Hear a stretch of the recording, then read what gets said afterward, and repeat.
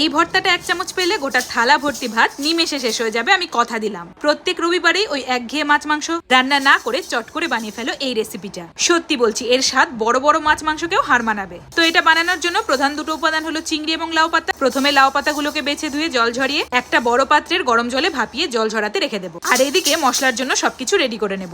অন্যদিকে মিডিয়াম সাইজের ধুয়ে পরিষ্কার করে রাখা চিংড়িগুলোতে নুন হলুদ মাখিয়ে রেখে দেবো। এরপর একটা কড়াই বসিয়ে বেশ কিছু সর্ষের তেল দিয়ে তাতে গোটা শুকনো লঙ্কা ভেজে তুলে রেখে দেবো।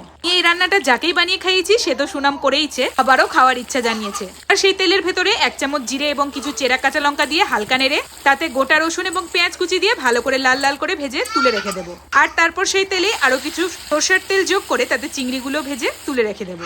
বেঁচে যাওয়া তেলটার ভেতরে সেদ্ধ করে রাখা পাতাগুলো 5 মিনিট নেড়ে ঠান্ডা হতে দেবো। এবার এই সবগুলোকে ভালো করে ঠান্ডা করে মিক্সার গ্রাইন্ডারে ভালো করে পেস্ট করে নেব। এরপর একটা পরিষ্কার কড়াইয়ে বেশ কিছু সর্ষের তেলে 1/2 চামচ কালো জিরে দিয়ে ফুটে উঠলে তাতে বেটে রাখা সমস্ত উপকরণ দিয়ে মশলা ধোয়া সামান্য জল এবং স্বাদমতো নুন দিয়ে ভালো করে কষাতে থাকবো। এরপর আর কিছুই না, ওপর থেকে কাঁচা সর্ষের তেল দিয়ে ততক্ষণ কষিয়ে নেবো যতক্ষণ না দলা পেকে গোল হয়ে আসছে। তবে এর ফাঁকে কয়েক দানা চিনি দিতে ভুলো না, কিন্তু এতে স্বাদটা বেড়ে দ্বিগুণ হয়ে যাবে। ব্যাস, এবার নামিয়ে নিয়ে পরিবেশন করব। সত্যি বলতে এর সাথে কিন্তু আর কিচ্ছু লাগে না, তবে হ্যাঁ, ঝুরঝুরে আলু ভাজা হলে কিন্তু মন্দ হয় না। এই সাদা ভাতের সাথে এই লাউ পাতা চিংড়ি বাটা দিয়ে এবং ঝুরঝুরে আলু ভাজা দিয়ে রবিবারের দুপুরটা তো বেশ আমাদের জমে গেল। আমি তো অন্যান্য দিনের তুলনায় দ্বিগুণ ভাত খেয়ে বসেছি। রেসিপি কেমন লাগলো কমেন্টে জানিও কিন্তু।